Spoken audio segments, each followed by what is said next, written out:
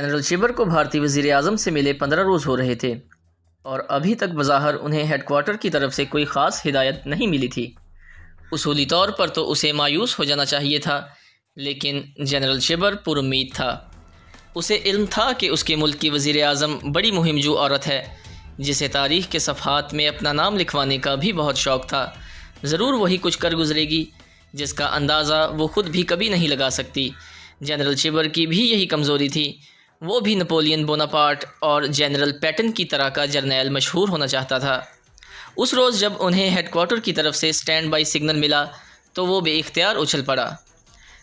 Colonel Kumar, get ready, اس نے اپنے ہم خیال کرنل کمار سے کہا، جو چند روز پہلے ہی ہیڈ کوارٹر سے واپس لوٹا تھا اور جس نے اس میٹنگ کا قطعاً کوئی ذکر بھی جنرل چبر سے نہیں کیا تھا۔ سر، دونوں ایڑیاں بجاتے ہوئے کرنل کمار نے کہا، کماؤ ریجمنٹ اور لداخ ریجمنٹ کی دونوں بٹالین اگلے 10 گھنٹوں میں یہاں جمع ہو چکی تھیں۔ ان دونوں بٹالین میں زیادہ تعداد ان جوانوں کی تھی جو ایک عرصے سے ماؤنٹین ڈویژن کا حصہ رہے تھے اور نیفا میں تعینات تھے۔ گزشتہ 3 سال سے ان میں سے درجنوں باری باری انٹارکٹیکا جا چکے تھے۔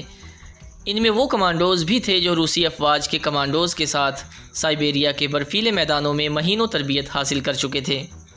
یہ سب بھارتی فوج کے مایہ ناز کمانڈوز میں شمار ہوتے تھے، جنہیں ان کے افسران ایک عرصے سے اسی وقت کے لیے تیار کر رہے تھے، اور وہ وقت آ گیا تھا۔ شاید یہ آپریشن کچھ وقت کے لیے مزید ٹل جاتا، لیکن بھارتی انٹیلیجنس کی طرف سے آرمی ہیڈ کوارٹر کو ملنے والی اس انتہائی اہم رپورٹ نے بھارتی ہائی کمان کو چونکا کر رکھ دیا، جس کے مطابق پاکستانی افواج کی 2 کمپنیاں سالتورو رینج پر قبضہ کرنے کے لیے گلگت میں موجود ہیں، جو جدید ہتھیاروں سے مسلح ہیں۔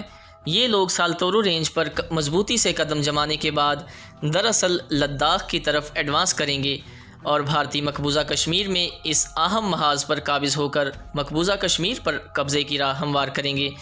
یہ رپورٹ کہاں سے آئی تھی؟ بھارتی فوج کی ہائی کمان کو بھی اس کا ذریعہ بتانے سے انکار کر دیا گیا۔ انہیں بہت دیر بعد سمجھ آئی کہ اس رپورٹ کا ماخذ را کا شیطانی ذہن تھا، جس کی طرف سے یہ خدشہ ظاہر کیا جا رہا تھا کہ عین ممکن ہے سیاچن میں مداخلت پر آرمی چیف کو اپنے ہمکاروں کی مکمل آشیرواد نہ مل سکے اور وہ لوگ بادل نخواستہ اس کام کو کرنے پر رضامند ہوں۔ ظاہر ہے کہ اس طرح انہیں بددلی سے کیے گئے اس حملے کے متوقع نتائج نہ مل سکیں گے۔ اس لیے یہ انتہائی کانفیڈینشیل لیکن جعلی رپورٹ بھارتی فوج کے ہیڈ کوارٹرز کو روانہ کی گئی تھی۔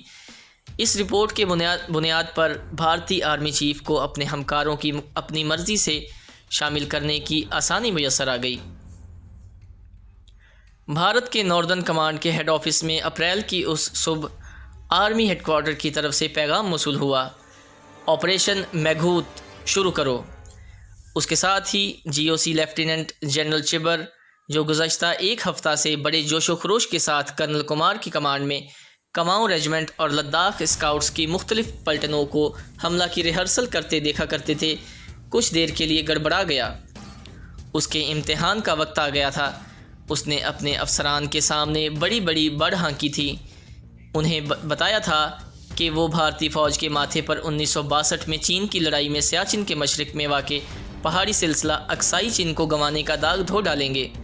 لیکن اب وہ اچانک سوچ میں پڑ گیا تھا کہ کہیں یہاں بھی اکسائی چین کی تاریخ نہ دہرائی جائے۔ اکسائی چین وہ 62 کی جنگ میں چین کے حوالے کر چکے تھے۔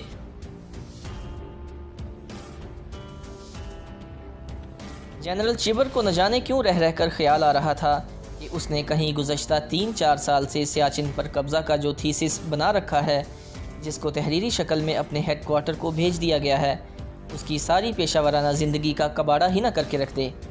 اینی وے، اس نے اپنے کندھے اچکاتے ہوئے خود سے کہا، اور اگلے ہی لمحے وہ کرنل کمار کے ساتھ انتظامات کا جائزہ لے رہا تھا۔ انہیں آج شام کو آپریشن میگھدوت شروع کرنا تھا۔ جی او سی کا حکم ملتے ہی بھارتی ایوییشن حرکت میں آ گئی تھی۔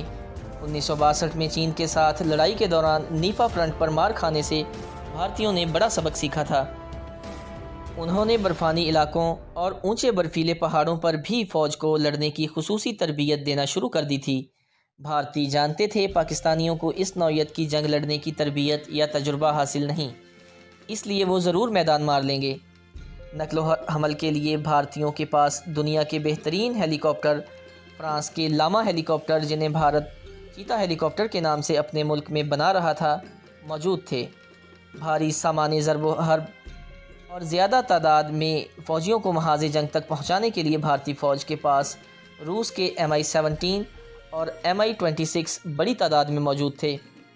Mi-26 ہیلی کاپٹر بیک وقت سامان حرب و ضرب سے لیس 85 جوانوں کے ساتھ 15,000 فٹ کی بلندی پر آسانی سے پرواز کر سکتا ہے۔ اس آپریشن کے لیے چیتا ہیلی کاپٹر، Mi-17 اور Mi-26 ہیلی کاپٹروں کو بڑی تعداد میں اگلے ہی روز ناردرن کمانڈ کے ہیڈ کوارٹر میں پہنچا دیا گیا تھا، جہاں سے اب کرنل کمار کی کمانڈ میں کماؤں ریجمنٹ کی ایک بہترین تربیت یافتہ بٹالین اور لداخ اسکاؤٹ کی ایک بہترین بٹالین ناردرن پاس پر سیاچن میں اتار دی گئی، جبکہ ایک پلٹن کو الگ سے بلا فاؤنڈلا اور سیالا میں اتار دیا گیا۔ یہ دونوں اسٹریٹجک لحاظ سے اہم ترین درے سالتورو رینج پر سیاچن کے مغرب میں موجود ہیں۔